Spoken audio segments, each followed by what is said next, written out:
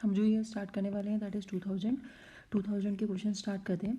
Ancient history चल रही थी, एंशिएंट हिस्ट्री का फर्स्ट क्वेश्चन देखते हैं 2000 में क्या आया था। असर्शन और रीजन वाले क्वेश्चन है। सबसे पहले क्वेश्चन हमसे पूछा गया है, Ashoka annexed Kalinga to the Mauryan empire. ये बात सही है, अशोका ने एनेक्स्ट करा था कलिंगा एम्पायर को। Kalinga empire control the land and the sea route to the south India. ये बात भी सही है। देखो कलिंगा कहाँ पे आता है, उड़ीसा में आता है। उड़ीसा के पास में अगर अभी भी ये पोजीशन देखोगे तो यहाँ पे उड़ीसा और यहाँ पे समुद्र की ये बाउंड्री इंडिया की ऐसी जा रही है, तो यहाँ कहीं उड़ीसा है, तो यहाँ पे ऐसा कुछ कहीं कलिंगा आता है। तो कलिंग यहाँ से देखो ये साउथ का भी कंट्रोल करता था, क्योंकि मगध तो यहाँ पे था बिहार के अंदर, तो ये साउथ को भी कंट्रोल करता था और सी पोर्ट को भी कंट्रोल करता था, इसलिए ये भी सही है और ये भी सही है। दोनों का ही यहाँ पे सही है, तो इसका आंसर क्या हो जाएगा ए, क्योंकि ये इसका करेक्ट रीजन है। क्योंकि अशोका को कलिंगा को कैप्चर करने का सबसे पहला ही रीजन यही था कि वहाँ पे लैंड और सी रूट जाता है जिसको उसे कंट्रोल करना था। ठीक है, अब नेक्स्ट वाला क्वेश्चन देखो, 72 क्या कहता है, 42 क्या कहता है, sorry. The Akam and the Puram poem of the दीना किलकू कानाकू group formed a contribution to the Sangam composition. They were included under the post Sangam work as against the Sangam work proper. अब देखो ये अहम और पुरम पोयम का है। अहम मतलब होता है लव, लव के बारे में जो लिखी गई हो, और पुरम होता है वेलोर, वेलोर मतलब होता है वॉर्स या फिर जहाँ पे ताकत वगैरह के बारे में लिखी गई हो। तो हमसे ये पूछा गया है इसके बारे में, तो यहाँ पे देखो ये पोस्ट संगम की बुक्स कहलाती हैं दोनों की दोनों, और ये लेटर कंपोजिशन मतलब पोस्ट संगम यानी संगम पीरियड जो आया था उसके बाद में लिखी गई थी। और ये चीज़ आपको पता होगी कि यहाँ पे दो बुक और है जिसे बोलते हैं इथुगाई, इथुगोई, और एक है पाटू पाटू पाटू पाटू। ये इथुगोई किस में है, ये 8 भजन है जिसमें 8 एंथोलॉजीज़ है, और इसके अंदर ये पोएटिक वार है जिसके अंदर 10th भजन है, 10 भजन है। तो इन दोनों को ही दो पार्ट्स में बांटा गया है, एक इसको बांटा गया है अहम में और दूसरे में यानी पुरम में, लव में और वेलोर में। ठीक है, तो इन दोनों को बांटा गया और ये दोनों ही पोस्ट संगम का वर्क, पोस्ट संगम पीरियड में लिखी गई थी, यानी उसका एग्जाम्पल है, पोस्ट संगम पीरियड के वर्क का एग्जाम्पल है। They were included in the post Sangam period as against the Sangam work proper. ये बात सही है, तो दोनों ही सही हो जाएगा, तो उसका आंसर क्या हो जाएगा, ए, करेक्ट एक्सप्लेनेशन है फर्स्ट का सेशन का। नेक्स्ट क्वेश्चन देखो, the emphasis of the Jainism on non violence prevented agriculturist for embracing Jainism cultivation involve killing of insects and pest. ये बात सही है, क्योंकि जैनिज्म में क्या कहा गया था, आप लोगों ने देखा होगा कि नॉर्मली जो जैन मॉन्क्स होते हैं वो मुंह पे भी पट्टी बांध के घूमते हैं, ट्रैवल कर रहे होते हैं, अगर वो कहीं जा रहे होते हैं, तो वो ऐसा इसलिए होता है क्योंकि वो ये बिलीव करते हैं कि अगर हम बोल भी रहे हैं तो हवा के साथ साथ कुछ जीवाणु हमारे मुँह में चले जाते हैं और हम उनको अपने मुंह में ले जाके उनकी हत्या कर देते हैं। तो और एग्रीकल्चर में भी यही कॉन्सेप्ट वो लोग यूज़ करते हैं कि एग्रीकल्चर में जब भी आप हल वल चलाते हो तो वहाँ पे बहुत सारे पेस्टिसाइड्स और कीटाणु होते हैं।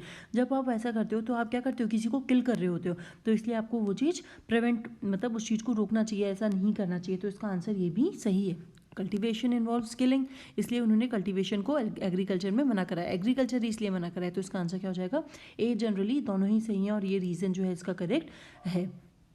नेक्स्ट क्वेश्चन देखो, 44 क्या कहता है, the origin of the feudal system in the ancient India can be traced to the military campaign, there for a considerable expansion of the feudal system during the Gupta period. ये बात भी सही है। देखो क्या हुआ था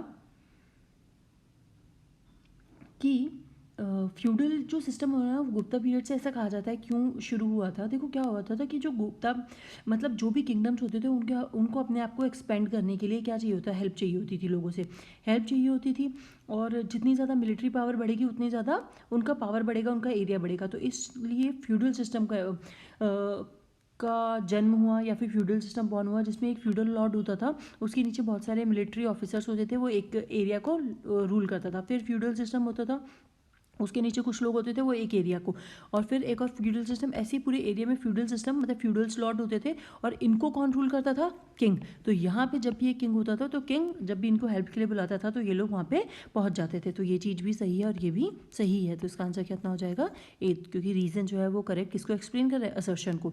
अब देखो यहाँ पे 45 देखो, which one of the following dynasties were ruling over the north India at the time of Alexander invasion. Alexander जब इन्वेजन कर रहा था तो कौन सी डायनेस्टी है जो रूल कर रही थी नॉर्थ इंडिया में उस टाइम पे नंदा डायनेस्टी थी और नंदा डायनेस्टी में हमारे पास वहाँ पे थे धनानंद। अगर आप लोगों ने एक सीरियल आता था बहुत पहले चंद्रगुप्त मौर्य, पता नहीं कौन से चैनल पे आता था, उसके अंदर देखा होगा तो वहाँ पे भी थोड़ा सा वो अच्छा सीरियल था, अगर किसी को देखना होगा तो।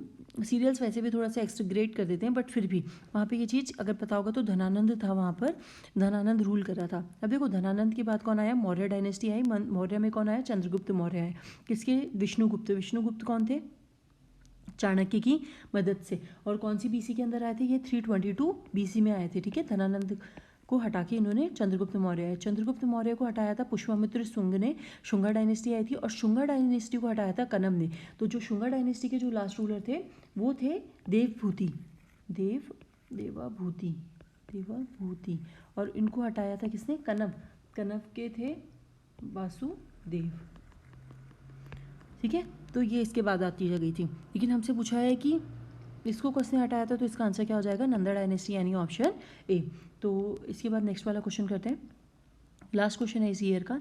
The practice of the military governorship was introduced in India by the, जो मिलिट्री गवर्नरशिप की जो प्रैक्टिस है वो इंट्रोड्यूस करी गई थी इंडिया में सबसे पहले ग्रीक्स द्वारा। तो ये चीज़ तो याद कर लेना, ग्रीक ने सबसे पहले, पर्दा वगैरह आया था, उनकी आर्ट के अंदर भी हमारा हुआ था, तो क्या कंट्रीब्यूशन करा था ग्रीक ने, तो ग्रीक ने मिलिट्री गवर्नरशिप के अंदर भी कंट्रीब्यूशन करा था। इन्होंने मिलिट्री को कैसे गवर्न करते हैं, मिलिट्री कैसे बनाते हैं, उसको कैसे प्लेस करते हैं, वो चीज़ भी हमने किससे सीखी थी, ग्रीक से सीखी थी, क्योंकि ग्रीक के टाइम पे कौन था, अलेक्जेंडर था, और अलेक्जेंडर पूरी दुनिया को जीतने निकला था, जैसे हिंदी में हम सिकंदर कहते हैं, ठीक है। तो उसने ही बताया था कि कैसे मिलिट्री को गवर्न करा जाता है, उसी से इंडियंस ने बेसिकली लर्न करा था, ठीक है। तो इसका आंसर क्या हो जाएगा, ए। तो ऑप्शन 46 का क्या है हमारे पास, ए। ये वाला ईयर यहीं पे ख़त्म होता है, नेक्स्ट टाइम मिलेंगे नेक्स्ट ईयर के साथ। Thank you and have a nice day.